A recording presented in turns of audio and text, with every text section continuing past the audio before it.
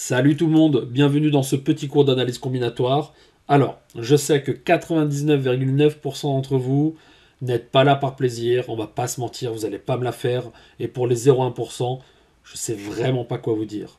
Alors, au menu de ce petit cours, principe fondamental du dénombrement, permutation, arrangement, et on finit par des combinaisons. On va se régaler. Alors le contenu du cours n'est pas forcément très dense, mais c'est ce que j'appelle un chapitre à l'expérience. Sans pratique continue, point de salut. Ne vous inquiétez pas, vous aurez l'occasion de vérifier si vous avez bien compris ce dont on parle. Je vous prépare à la fin de cette vidéo un contrôle sous format PDF, plus une vidéo avec corrigé détaillé et barème, et en fonction de vos nombres de points, je vous dirai si vous êtes malheureusement complètement à la ramasse, dans l'entre-deux, ou si au contraire vous êtes au taquet pour vos futures échéances. Commençons par le commencement et parlons du principe fondamental du dénombrement. En gros, l'idée ici, c'est que si une expérience peut produire m résultats et une autre n résultats, alors il y a m fois n résultats possibles si l'on considère ces deux expériences ensemble. Je vous ai noté le théorème ici, vous l'avez sous les yeux, et on va un petit peu éclairer ce charabia à l'aide d'un exemple. On va se dire ici, si l'on tire aléatoirement parmi nos trois pantalons et nos deux chemises, de combien de façons peut-on sortir habillé? Première observation, là c'est directement gauche chez Zara, parce que ça ne va pas du tout au niveau du nombre de pantalons et de chemises. On va donc essayer de modéliser tout ça, et on va utiliser un magnifique objet qu'on connaît depuis le collège, un arbre. Alors, dans son premier choix, il a donc trois pantalons. On va les noter ici, pantalon 1, pantalon 2, pantalon 3. Dans son deuxième choix, il a donc deux chemises, chemise 1, chemise 2, chemise 1, chemise 2, chemise 1, chemise 2. Il a donc au total, ici, finalement, la possibilité de s'habiller avec son pantalon 1, sa chemise 1, pantalon 1, sa chemise 2, pantalon 1, sa chemise 1, alors pardon, pantalon 2 ici, pantalon 2, sa chemise 2, pantalon 3, sa chemise 1, et pantalon 3, sa chemise 2. Donc on dénombre ici 6 combos au total. Ok? Alors, on va donner un petit peu le lien entre le théorème et ce petit exemple. On nous dit quoi ici? C'est l'expérience 1 peut produire m résultats. Donc l'expérience 1 ici peut produire 3 résultats. Et l'expérience 2 peut produire n résultats. Donc ici on a donc 2 résultats. Alors les deux expériences prises ensemble peuvent produire m fois n résultats.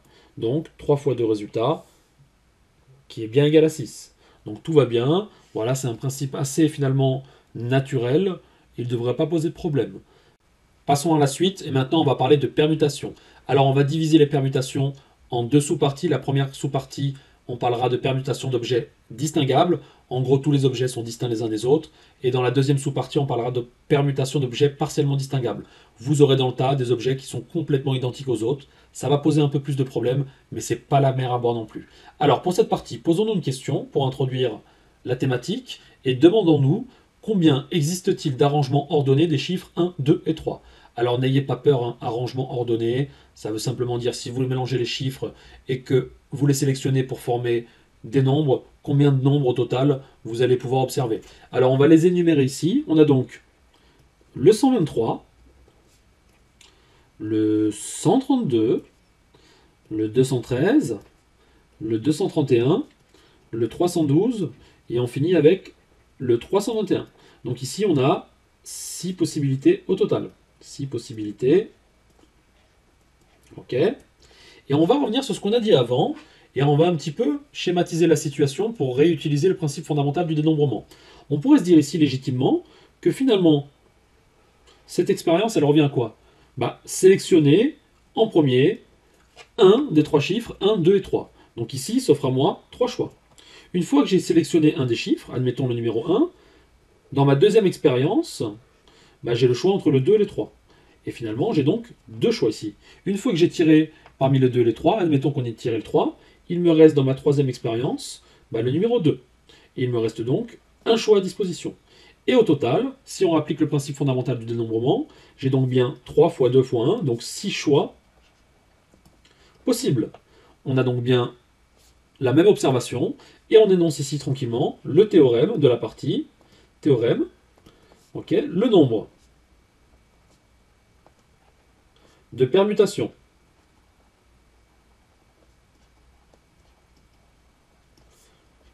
de n objets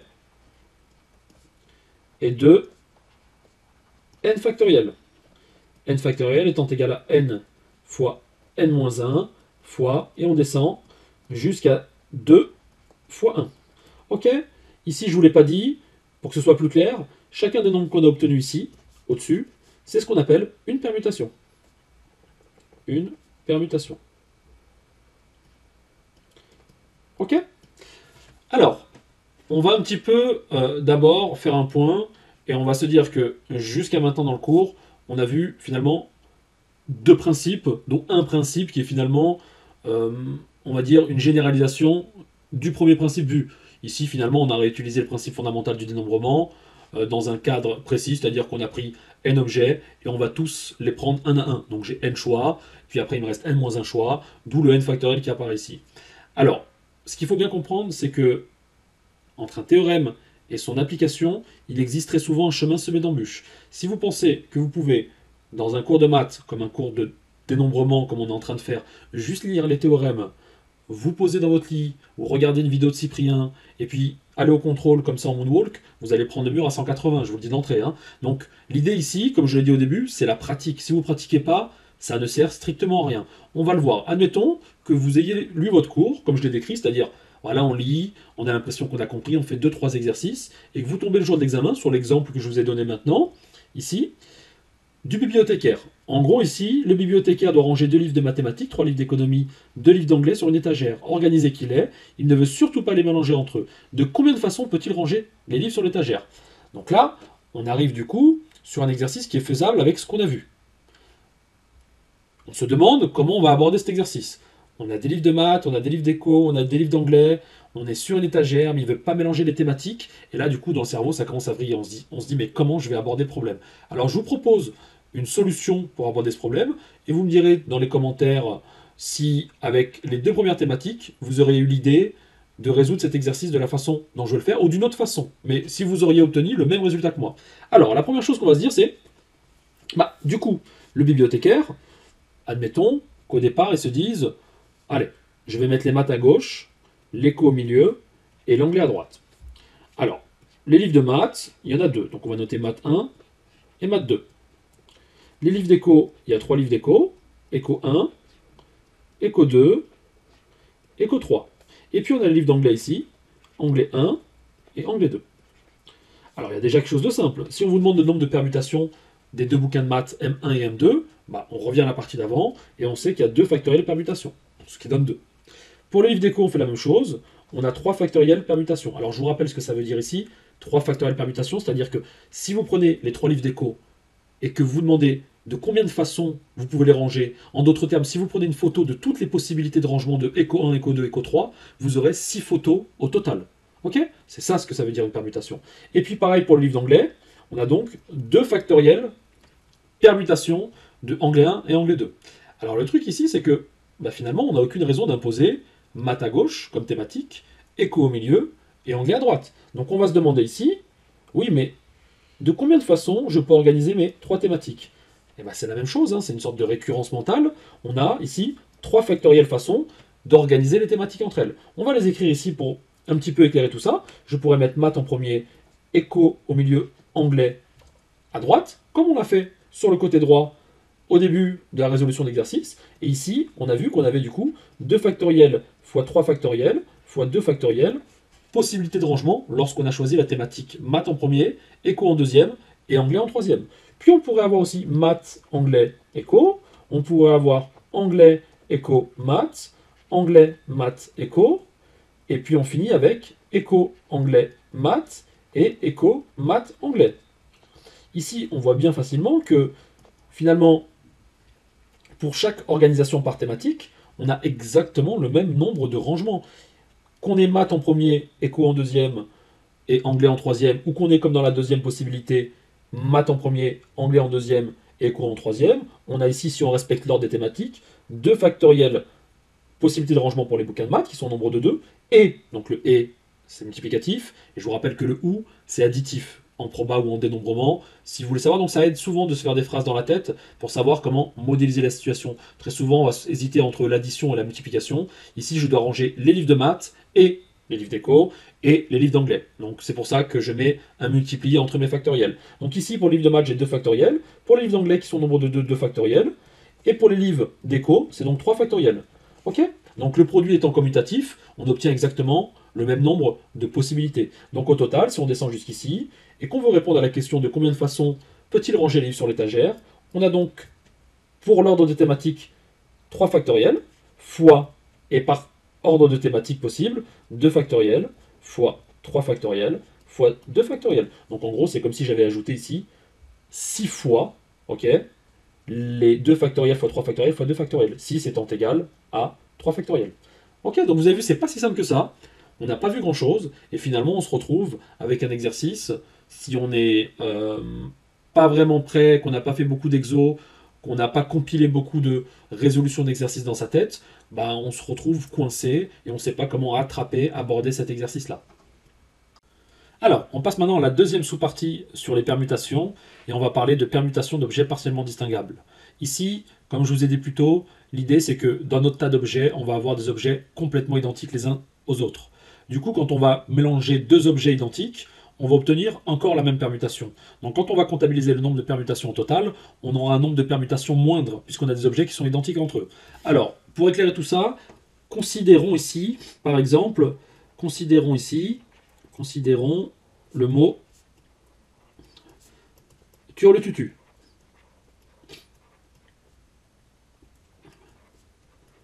Ok.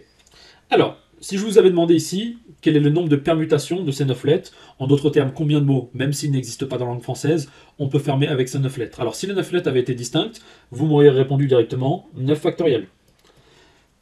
Le truc, ici, c'est que le U et le T sont indistinguables. Et que si l'on considère une permutation de ces 9 lettres, par exemple, on va considérer cette permutation-là,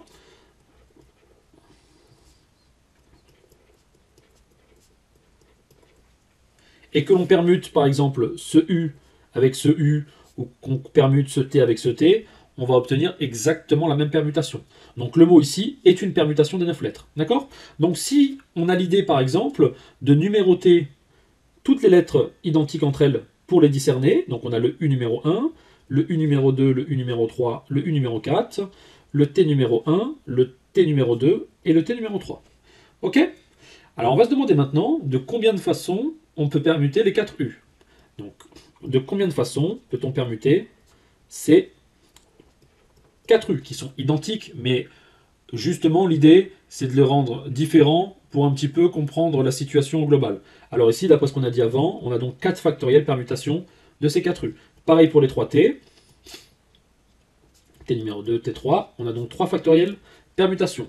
En d'autres termes, ce qu'on est en train de dire ici, c'est que pour une permutation, donc on va noter ici l'ensemble de nos permutations, donc admettons qu'on note dans ce magnifique cercle l'ensemble de nos permutations, tac, tac, allez, on en rajoute encore un petit peu. En fait, si on considère par exemple cette permutation ici, comme celle-ci, d'après ce qu'on vient de dire, ce que je suis en train de dire ici, c'est que vu qu'il y a 4 factoriels permutations des 4 U et 3 factoriels permutations des 3 T, au total, on aura donc 4 factoriels fois 3 factoriels permutations des 9 lettres qui vont exactement donner le même mot. Donc à une permutation, celle-ci, va lui correspondre un ensemble de 3 factoriels fois 4 factoriels permutations identiques. Donc si on fait un petit peu d'analyse de la situation et qu'on regroupe ça par tas, bah, on a quelque chose d'assez évident. On peut donc comptabiliser ici le nombre de permutations distinctes du mot turlututu. Et on obtient ici 9 factoriels sur 3 factoriels fois 4 factoriels, permutation distincte du mot turlututu. Donc vous avez vu, hein, c'est un peu plus technique. Et la situation demande un peu d'analyse, donc j'ai regroupé ça dans un théorème que vous pourrez appliquer dans des situations lorsque vous reconnaîtrez un petit peu ce genre de problématique. Et on va énoncer ici le théorème suivant. Il y a n factoriel divisé par n1 factoriel fois jusqu'à nr factoriel, permutations différentes de n objets parmi lesquels n1 sont indistinguables entre eux, n2 sont indistinguables entre eux, et ce jusqu'à nr indistinguables entre eux. Ok? Alors, admettons qu'on s'intéresse à l'exemple que j'ai mis ici. 8 participants s'affrontent lors d'un 100 mètres. Il y a 4 Jamaïcains, 3 Américains et un Roumain. Combien de classements, si l'on affiche seulement les nationalités sur l'écran, peut-on observer? Alors, quand je dis seulement les nationalités à l'écran, c'est que vous n'aurez pas le nom des participants. Vous aurez juste, sur l'écran, roumain, américain, américain. Ou par exemple, jamaïcain, jamaïcain, jamaïcain. Mais dans jamaïcain, il peut y avoir plusieurs combinaisons de jamaïcain. Donc voilà, donc l'idée ici, c'est qu'on est complètement dans ce qu'on a dit, et on va appliquer le théorème qui est au-dessus. Alors, n il vaut combien ici pour nous? N il vaut 8. Ok, on a bien 8 participants. Ok. On a combien de groupes constitués? On a donc 3 groupes. Donc on va avoir N1, N2, N3. Ok. Alors, N1 correspond au nombre d'individus dans le groupe numéro 1. Donc on a ici 4 Jamaïcains. Donc on a 4. N2, 3 Américains, 3. Et N3, 1 Roumain. Donc on applique le théorème. On va regarder du coup le nombre de classements qu'on peut avoir si on affiche seulement les nationalités sur l'écran. Et on obtient 8 factoriel divisé par 4 factoriel fois 3 factoriel fois 1 factoriel. Vous voyez, on a appliqué le théorème, donc c'est bien d'avoir en tête, parce que résoudre cet exercice sans avoir ce théorème en tête, ça paraît quelque peu présomptueux. Très bien, on va passer à la partie d'après. Alors, passons à la troisième partie et parlons du coup d'arrangement. Pour introduire le concept, on va essayer de répondre à la question ici. Quel est le nombre de groupes de K-objets parmi n qu'il est possible de former sans répétition si l'ordre compte? Donc là, les deux termes importants, hein, sans répétition, on ne remet pas l'objet à sa place pour retirer, et l'ordre compte, c'est-à-dire qu'on considérera le tirage de l'objet A, puis de l'objet B, différent du tirage de l'objet B, puis de l'objet A. Alors, schématisons un petit peu l'idée avec un exemple ici. Admettons qu'on ait le choix de tirer 2 objets parmi les 3 objets suivants, et intéressons-nous au nombre de groupes qu'on peut former de 2 objets. Donc ici, n égale à 3, k égale à 2, et on va schématiser le tout à l'aide d'un arbre. Alors, lorsque je tire mon premier objet, j'ai le choix entre l'objet A, l'objet B ou l'objet C. Lorsque j'ai tiré l'objet A, puisqu'il n'y a pas de répétition, il me reste l'objet B et l'objet C. Lorsque je tire l'objet B, il me reste l'objet A et l'objet C. Et lorsque je tire l'objet C, il me reste l'objet A et l'objet B. Donc au total, on a finalement un groupe de 6 possibilités. Et on aurait pu clairement appliquer le principe fondamental du dénombrement.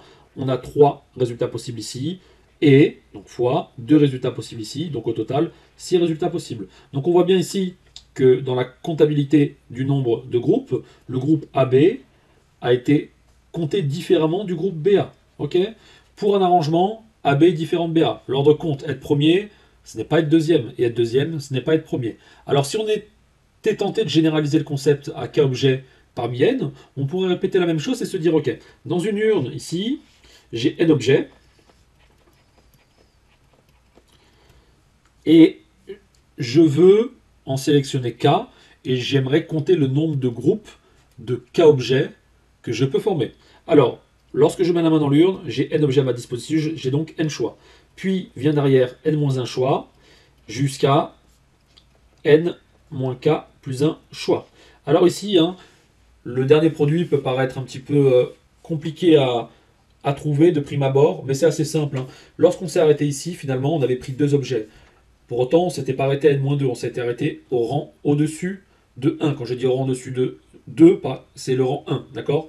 C'est le nombre qui vient avant. Donc le rang au-dessus de k, bah, finalement, c'est k-1. Ok? Et ça, effectivement, on peut le voir comme n-k-1. Et cette quantité est égale à n factoriel sur n-k factoriel. Et je peux donc répondre à la question, le nombre de groupes de k objets parmi n qu'il est possible de former sans répétition si l'ordre compte est donné par ce symbole-là, qu'on appelle les arrangements de k objets parmi n, et on obtient n factoriel sur n-k factoriel. Ok? Tac. Donc, lorsque vous faites un exercice, vous allez souvent hésiter dans l'utilisation des arrangements ou de ce qu'on verra après, des combinaisons. Ce qui peut mettre la puce à l'oreille, c'est justement cette notion d'ordre. Quand l'ordre compte, on pense à un arrangement. Quand l'ordre ne compte pas, on le verra après, on pense à une combinaison. On va passer à la partie d'après. Ok, quatrième et dernière partie, on va parler de combinaison. Pour introduire le concept, on va commencer par lire la petite définition. Soit E un ensemble à n éléments, on appelle combinaison de k éléments de E toute collection non ordonnée de k éléments distincts de E. On note par le symbole suivant le nombre de combinaisons de k éléments parmi n, et on a k parmi n qui vaut n factoriel, le tout sur n-k factoriel fois k factoriel.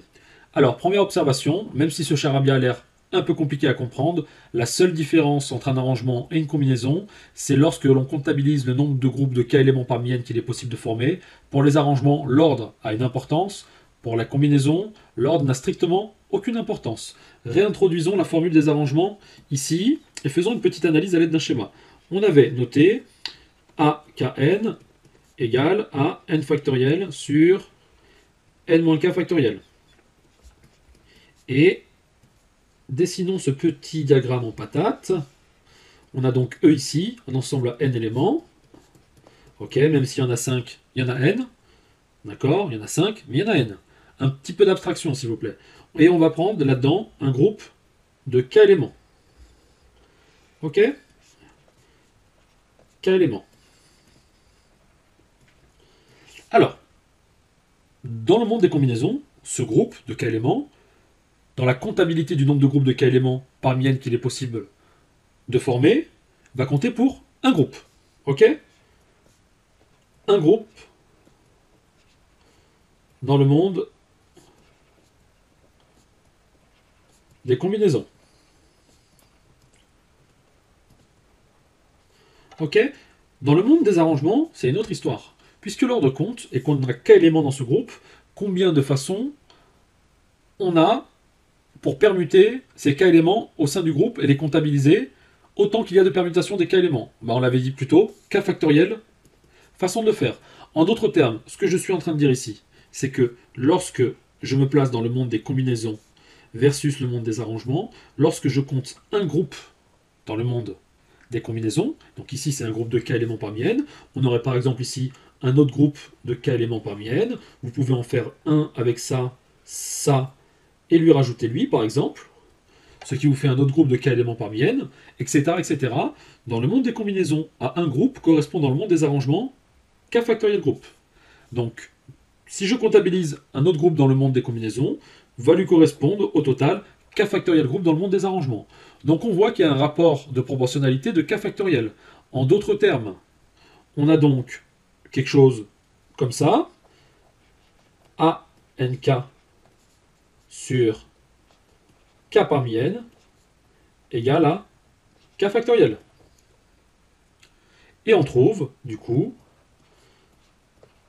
k parmi n égale à ANK sur k factoriel. Et c'est bien la formule qu'on s'est proposé ici de démontrer dans cette partie-là. Ok? Donc le concept, je pense, est clair. Et on va pouvoir passer à la partie exemple.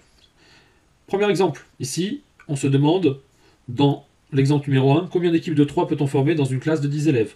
Deux questions qui se posent. Est-ce que l'ordre a une importance? Est-ce que l'ordre n'a pas d'importance? Et après, on choisit entre un arrangement et une combinaison. Alors effectivement, que je prenne Pierre, Paul, Jacques ou Jacques, Paul, Pierre, bah, c'est pareil. C'est une équipe, on s'en fiche que Paul soit pris en premier ou Jacques soit pris en premier. Donc ici, clairement, on a affaire à une combinaison de 3 parmi 10. Et la réponse est donnée.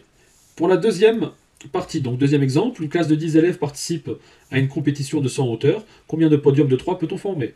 Alors que personne ne me dise ici que l'ordre ne compte pas. Moi, personnellement, je préfère être premier sur le podium que être deuxième sur le podium. Donc avec un peu de bon sens, ici, l'ordre a une importance. Et comme l'ordre a une importance, on a donc tout intérêt à utiliser plutôt des arrangements. Et pour finir, petit exercice bilan. On a donc une urne contient 5 boules blanches et 8 boules noires. On tire successivement et avec remise 4 boules dans l'urne. Quel est le nombre de tirages vérifiant chacune des conditions suivantes? Première question, au moins une boule blanche a été tirée. Alors, la première chose qu'on va se demander, combien de tirages peut-on observer dans cette expérience? Au total, on a, du coup, 13 choix à chaque tirage. Et on tire 4 fois. Donc on a 13 puissance 4 tirages au total. Deuxième chose, dans la question, on voit le terme au moins. On va essayer ici de considérer le contraire de cette phrase. Entre guillemets, au moins une boule blanche a été tirée. On va considérer la situation où aucune boule blanche a été tirée. Ok, pour tirer aucune boule blanche, il faut tirer sur les 4 tirages que des boules noires. À chaque tirage, on a 8 boules noires qui s'offrent à nous. Donc on répète 4 fois l'expérience. On a donc 8 puissance 4 tirage sans boule blanche. Ok? Et on peut répondre à la question 13 puissance 4 moins 8 puissance 4 tirage avec au moins une boule blanche. Ok, alors deuxième question. Une boule noire au plus a été tirée. Ok, donc le au plus ici, pour notre question 2, il va signifier ou 0 boules noires ont été tirées, ou une boule noire a été tirée. Ok, on va considérer du coup cette situation, 0 boule noire tirée. Et on va se demander combien de tirages peut-on observer où aucune boule noire a été tirée. Alors, pour avoir aucune boule noire, techniquement, on va répéter ce qu'on a dit juste avant, quand on s'est demandé le nombre de tirages sans boule blanche. Pour avoir aucune boule noire, il faut tirer sur les 4 tirages parmi nos 5 boules blanches. Ok? Donc on a donc 5 puissance 4 tirages. Ok, pour une boule noire. Alors, la chose ici, c'est qu'effectivement, pour avoir une boule noire parmi nos 4 tirages, la chose qu'on doit remarquer, c'est qu'on peut avoir, par exemple, la situation suivante, boule noire, boule blanche, boule blanche, boule blanche. Donc on voit qu'il y a plusieurs façons d'abord d'avoir une boule noire. Considérons par exemple une situation où je tire d'abord 3 boules blanches, donc premier tirage, j'ai 5 choix pour mes boules blanches, puis 5 choix pour mes boules blanches, puis 5 choix pour mes boules blanches, et je tire donc une boule noire. Le truc ici, c'est que j'ai considéré une façon de tirer une boule noire. On va se demander de combien de façons je peux tirer une boule noire. En d'autres termes, on va se demander de combien de façons je peux placer la lettre N parmi les 3 lettres B. Donc on pourrait schématiser la situation comme ça. Par exemple, ici on a 3 boules blanches. Ok. Et ce qu'on a fait ici, ça représente cette situation-là. Mais on pourrait très bien avoir, par exemple, boule blanche, boule noire, boule blanche, etc., etc. Donc en fait, se demander de combien de façons je peux placer une boule noire parmi mes 3 boules blanches, ok, sur ce tirage-là, ça revient à considérer le nombre de combinaisons de 1 élément parmi 4. Et donc si je multiplie cette quantité par 1 parmi 4, j'ai donc la réponse à ma question, et j'ai donc 5 puissance 3 fois 8 fois 1 parmi 4, qui est la réponse à ma question. Donc au total, qu'est-ce que je vais avoir? Au total, on a donc, pour répondre à la question ici, 5 puissance 4 plus 5 puissance 3 fois 8 fois 1 parmi 4. D'accord? Donc, vous voyez, c'est pas forcément si évident que ça de décrypter toutes les sous-situations à une question.